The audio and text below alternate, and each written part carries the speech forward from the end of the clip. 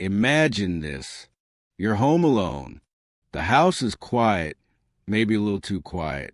You're waiting on a pizza, watching TV, not expecting anything unusual. But then the knock at the door doesn't feel right. The man on the other side looks off. He stares at you a little too long, asks one question that freezes you in place. Are you alone here? That's how one of the scariest nights of a teenager's life began. And the deeper you look into it, the more disturbing it becomes.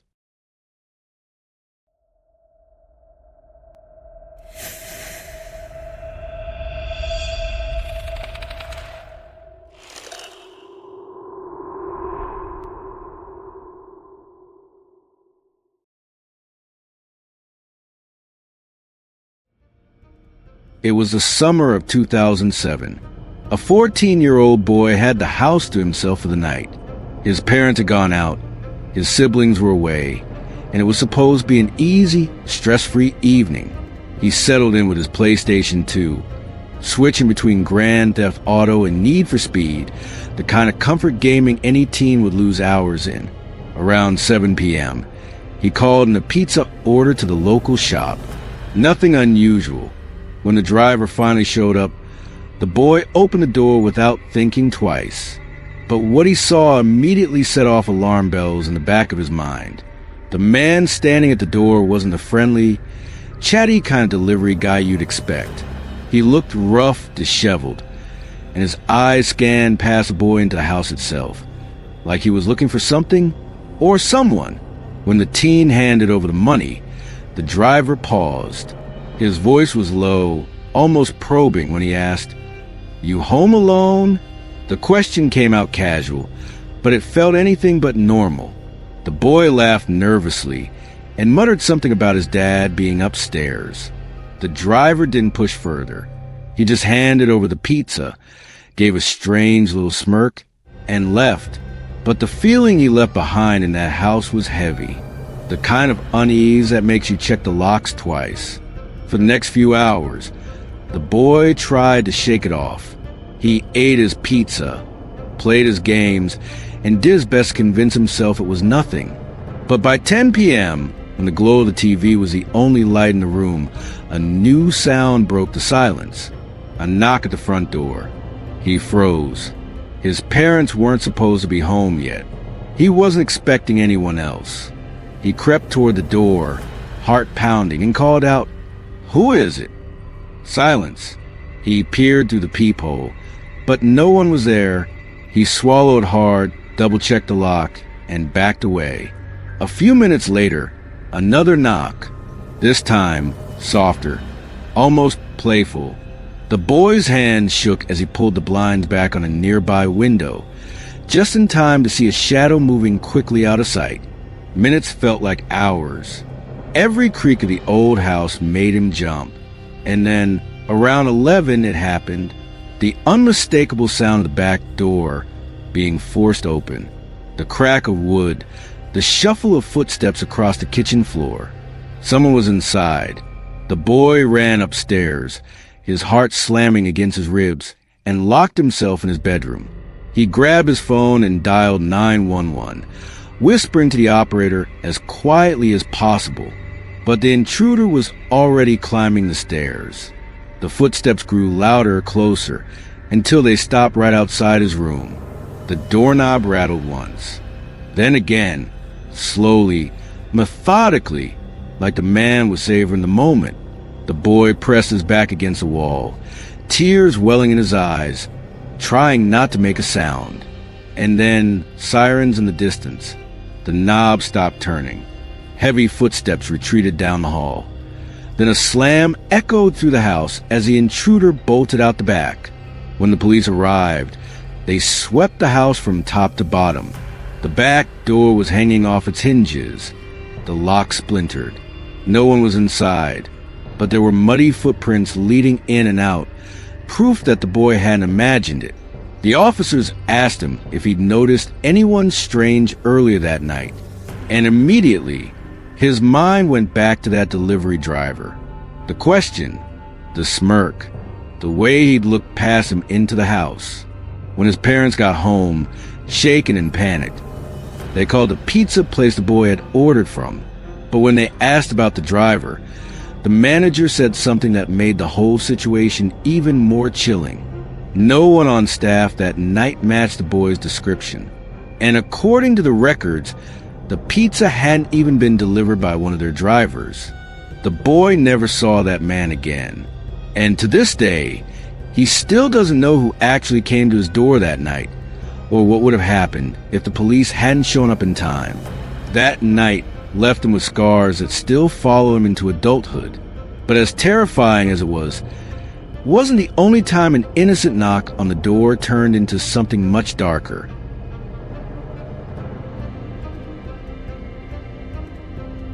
After the pizza delivery nightmare, you might think these kind of encounters are rare, unlucky accidents that only happen once in a while, but the truth is, they happen far more often than people realize.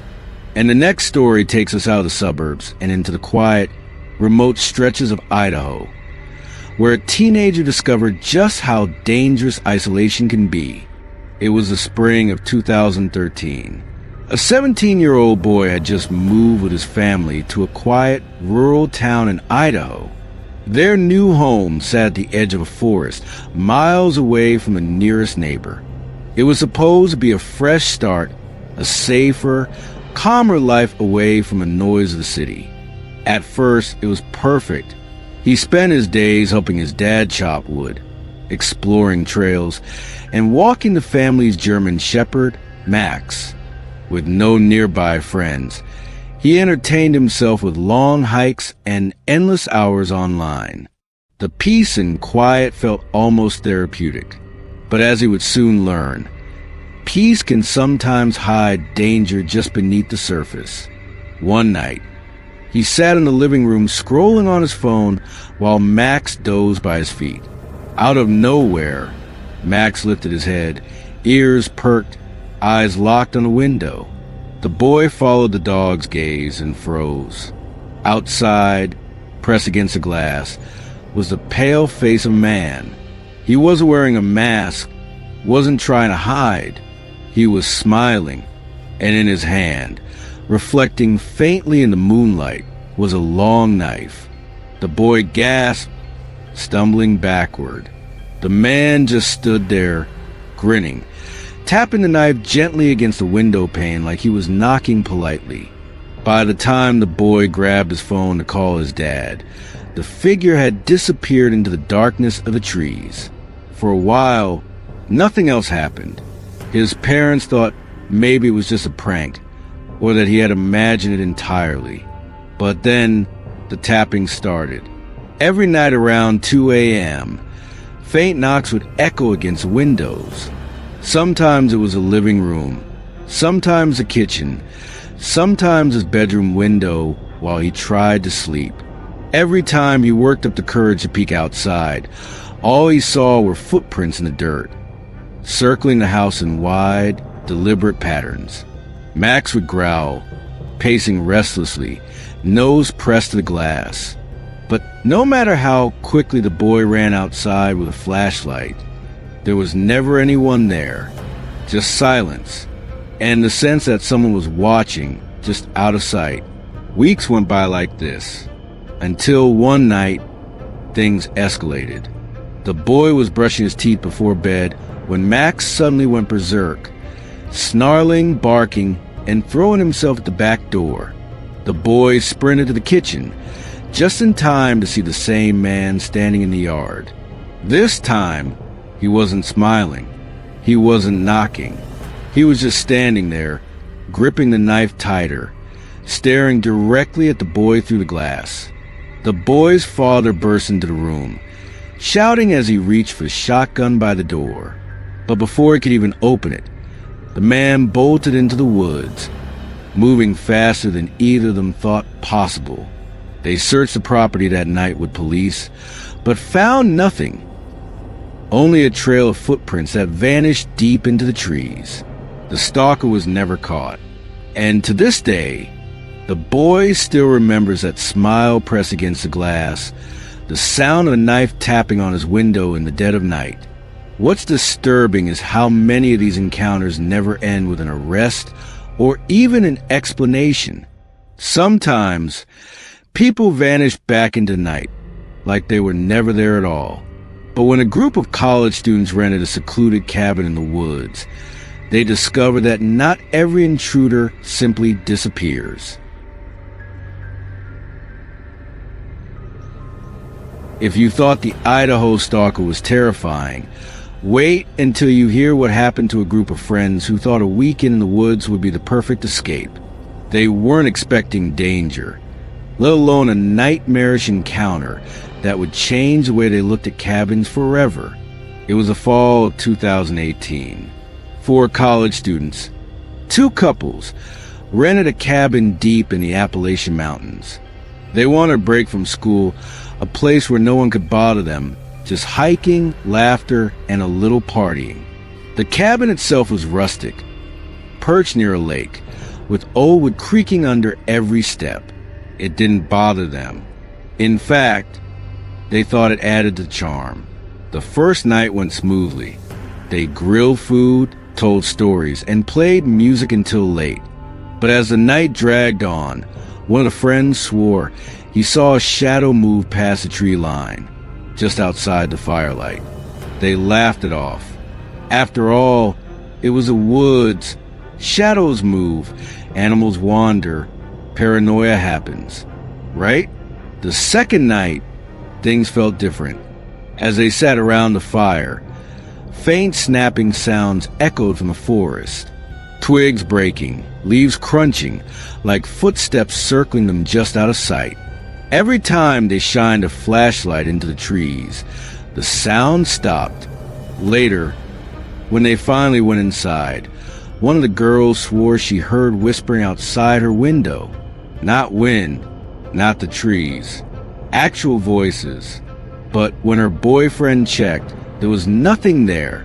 They laughed it off again, but unease lingered like smoke in the air. Around 3 a.m., just as everyone was dozing off, came a loud knock on the cabin door. All 4 of them shot upright. Who would be out here at this hour? The knocking grew louder, harder, until it echoed through the entire cabin.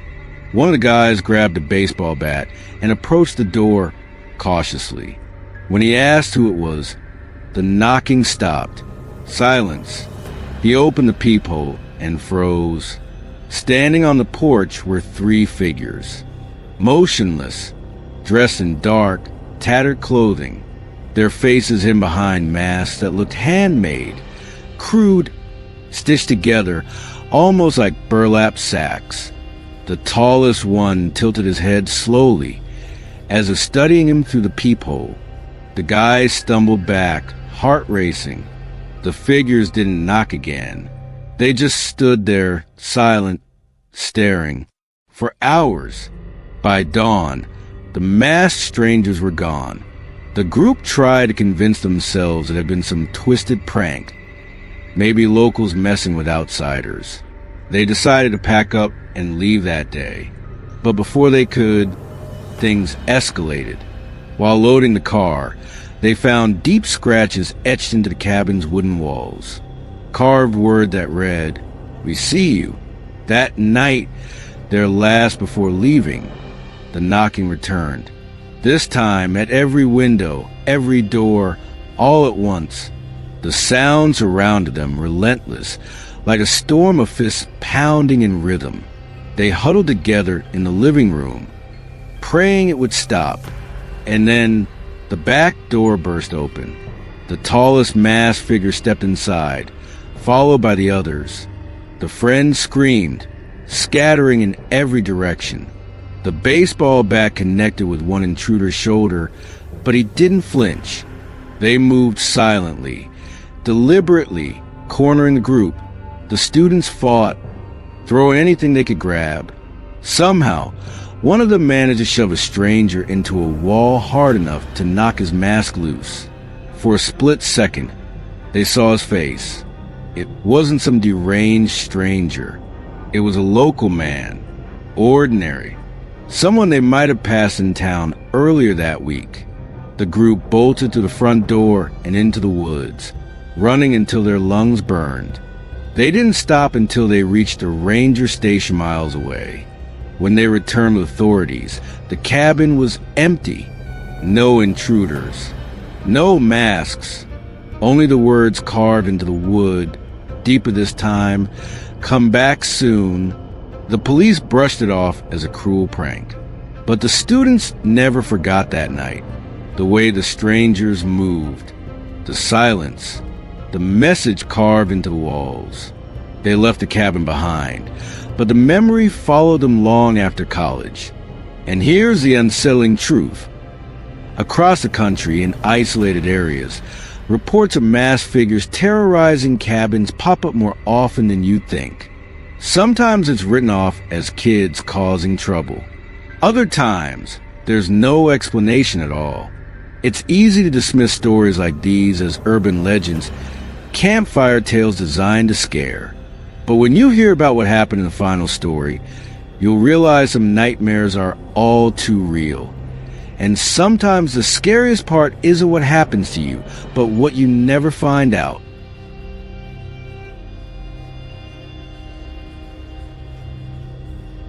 The cabin horror might seem like the ultimate nightmare, but the most haunting stories aren't always about what you see. Sometimes it's about what's left behind, the silence, the questions, and the chilling realization that you may never know the truth. And that's exactly what happened in the case of a disappearance that still baffles investigators to this day. Section 15. A weekend trip gone wrong. It was the summer of 2005. A young woman named Claire decided to take a solo road trip through the Pacific Northwest. She loved nature photography and wanted to spend the weekend capturing the beauty of hidden waterfalls and mountain trails. She kept in touch with her family, texting them updates as she drove from spot to spot. Her last message was short and simple. Found a great trailhead. No service after this point. Will call when I'm back. She was never heard from again. 2 days later, rangers discovered her car parked at a small gravel lot near a trail entrance. Nothing inside suggested foul play. Her backpack and camera gear were gone, presumably taken with her on the hike. The only odd detail? On the dusty back windshield, a finger had traced the words, "Don't look." Her family swore she would never have written something like that herself. Investigators searched the surrounding woods for weeks, combing through miles of terrain with dogs and helicopters. Not a single trace of Claire was found. Months later, a hiker stumbled upon something strange wedged between rocks near a creek bed not far from the trailhead. It was Claire's camera. Somehow, it had survived water damage, and several of the photos were recoverable. The first few images were exactly what her family expected. Shots of waterfalls, wildflowers, sweeping forest landscapes. But the last 3 pictures sent chills down everyone's spine.